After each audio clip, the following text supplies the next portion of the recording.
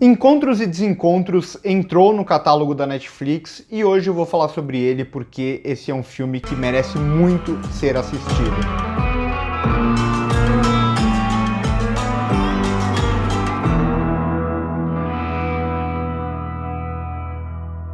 Encontros e Desencontros é apenas o segundo filme da Sofia Coppola e é pra mim até hoje o melhor filme da carreira dela. E eu vou voltar a falar dela no vídeo de quarta-feira de ótimos remakes que todo mundo deveria assistir. Encontros e Desencontros é um filme que me encanta muito pela sua simplicidade. Ele é um filme que não tenta ser mais do que ele é capaz de ser e é justamente por isso que ele é muito mais poderoso do que ele imagina. O filme é justamente sobre dois personagens que vão para o Japão por razões distintas. Bob, interpretado pelo Bill Murray, é um ator que vai gravar comerciais e ganhar dinheiro lá no Japão. E a Charlotte, interpretada pela Scarlett Johansson, vai para lá com o marido, que é um fotógrafo, e ele está indo a trabalho, ela vai para acompanhá-lo. E o filme ele já abre com um plano muito significativo que vai dizer muito sobre os dois personagens. Trata-se do Bob olhando para fora do carro e todo o plano dominado por azul, ele vai estar com uma cara bem triste. E é justamente isso que vai marcar quase todo o filme, pelo menos até antes deles se conhecerem. Então, apesar deles estarem em Tóquio, que é uma cidade super populosa, cheia de cores e de cartazes e de letreiros e muito neon, o filme ele vai ser dominado por cores lavadas, o que tem até a ver com o uso de luz natural, e a Sofia Coppola também escolheu gravar o filme com película, então isso faz com que as cores tenham menos vida.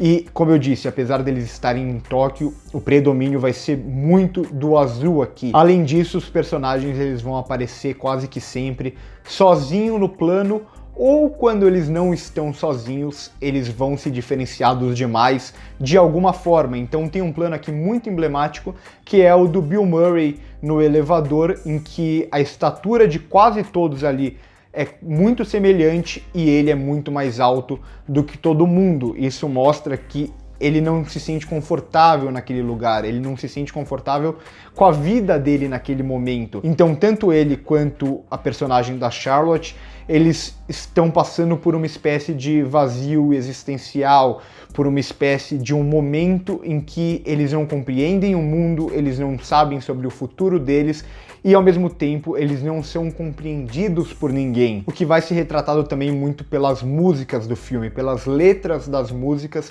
Apesar de eu não gostar tanto desse recurso, eu acho que é um recurso meio óbvio demais quando você usa canções em um longa para aquela canção refletir diretamente o que está se passando em cena ou o que está se passando dentro de um personagem. E essa cena do elevador ela também vai ser muito significativa para marcar o lado cultural do filme. Então os dois eles estão no Japão e como o nome em inglês sugere que na tradução seria algo como perdidos na tradução, porque eles não conseguem nem se comunicar direito naquele lugar. Então não só a cultura daquelas pessoas é muito diferente da deles, e isso fica muito claro com eles tentando assistir televisão e nenhum programa que passa naquele lugar agrada a eles, e também eles não conseguem conversar direito com as pessoas porque eles não sabem a língua local, eles não sabem o japonês.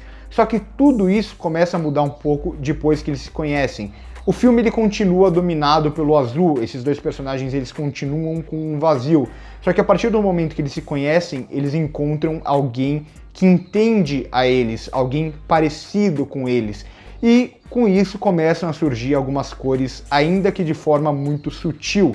Então é um vermelho na gola da personagem da Charlotte, ou é, por exemplo, o amarelo na camiseta do Bob, ou o cabelo, aquela peruca rosa que a Charlotte vai usar. E eu gosto que essa relação deles é muito uma relação de aproximação, de você se ver muito no outro, de alguém que te compreende, e tudo isso é muito mais num campo intelectual. Então vai ter até um momento no começo do filme em que o marido da Charlotte critica ela porque ela não consegue se relacionar com ninguém, porque ela se acha superior a essas pessoas intelectualmente. Ele usa até o termo, não é todo mundo que fez Yale como você. Isso fica claro também nas roupas e na personalidade de outras personagens. Então tem um momento que a Charlotte tá com o marido dela e eles encontram uma outra personagem, e essa personagem, ao contrário da Charlotte que tá vestida de azul, essa personagem tá com um vestido vermelho super chamativo, e é uma pessoa que se relaciona muito com as outras,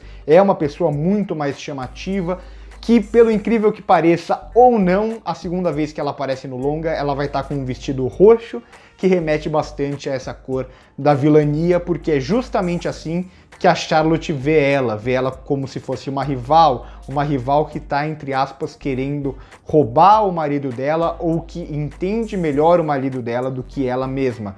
Eu não gosto tanto dessa personagem justamente por eu achar toda essa construção dela também um pouco óbvia demais, e mais do que isso, eu acho ela muito unilateral, que tem uma construção justamente muito para o lado do vilão, ela é meio ridicularizada até, mas isso faz sentido porque pode ser essa personagem sendo vista sob o ponto de vista da própria Charlotte. Mas voltando pro arco dos dois personagens, que é o que mais me encanta nesse filme, a relação entre eles e a construção do arco de cada um, o filme ele vai construir o arco desses personagens muito por meio de rimas visuais até. O que eu quero dizer com isso? O filme ele vai praticamente repetir cenas ou repetir planos com alguns elementos diferentes, e esses simples elementos diferentes vão retratar a diferença da personagem de como ela era e como ela está naquele momento. Então a gente tem mais uma vez o plano do elevador, que vai ser repetido no filme, só que a segunda vez que ele aparece, o Bill Murray não se sente sozinho naquele lugar. O personagem do Bob, ele olha para o lado e ele vê a Charlotte, e é justamente assim que ele vê a personagem pela primeira vez e se identifica com ela naquele mesmo instante. Só que essa relação entre eles também vai aparecer principalmente com os dois fisicamente em tela e não necessariamente por diálogos. Aqui, mais importante do que qualquer diálogo são os olhares, as expressões faciais e os silêncios entre eles. Só de um olhar para o outro, só da expressão facial de cada um e do silêncio que eles fazem, a gente entende justamente o que os personagens estão pensando. Eles não precisam falar isso verbalmente. E isso eu acho muito bonito aqui. Isso é uma escolha fantástica da direção da Sofia Coppola, mas também passa muito pela química desses dois atores, e química é uma coisa que eu sempre falo. Nem a melhor direção do mundo consegue criar a química que esses dois tem aqui. E como eu disse, isso vai se passar muito pelo olhar deles, pela expressão deles, pelo silêncio deles. O olhar de um penetra no olhar do outro e a gente entende tudo. E as atuações também são muito boas. Então a gente tem a Charlotte aqui interpretada pela Scarlett Johansson, que eu acho uma atuação super subestimada, porque ela pode parecer uma personagem simples, mas ela não é. Ela é uma personagem que, ao mesmo tempo que ela parece inocente, ela não sabe do futuro dela, e ela passa por esse vazio existencial, ela também é uma personagem muito madura e muito inteligente. E a Scarlett Johansson consegue construir isso de uma forma muito impressionante, como ela consegue transparecer o sentimento dela, como ela consegue transparecer a intelectualidade dela. E o Bill Murray interpreta o Bob e ele faz um personagem que parece que foi feito para ele. Eu não consigo imaginar outro ator interpretando esse personagem que não o Bill Murray. Um cara sarcástico, um cara vivendo uma crise existencial, um cara completamente irônico e que tem aquele ar de superioridade. Mas não é porque o personagem parece muito com o que a gente está acostumado a ver o Bill Murray interpretar, que a interpretação dele é uma interpretação fácil.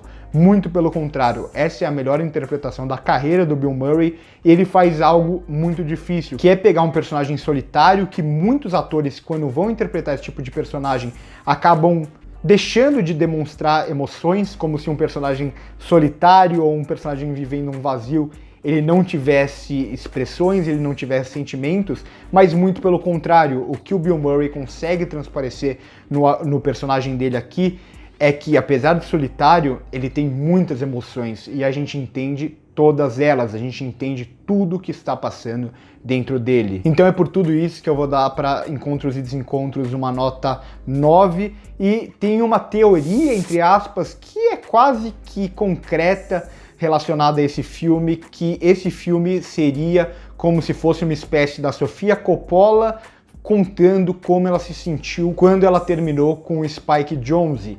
E ela do Spike Jonze é como se fosse uma resposta de como ele se sentiu quando eles terminaram o casamento deles. Como eu disse, isso não é nada concreto, mas se você sabe da história e você assiste aos dois filmes, isso fica meio que claro em tela. Tem até um vídeo muito legal sobre essa teoria do Gustavo Cruz, que eu recomendo demais para quem quer entender melhor sobre tudo isso. Então por hoje é isso, espero que vocês tenham gostado do vídeo, se inscrevam no canal se ainda não se inscreveram, curtam o vídeo se gostaram, comentem aí embaixo se vocês gostam desse filme, se vocês gostam desse formato de vídeo.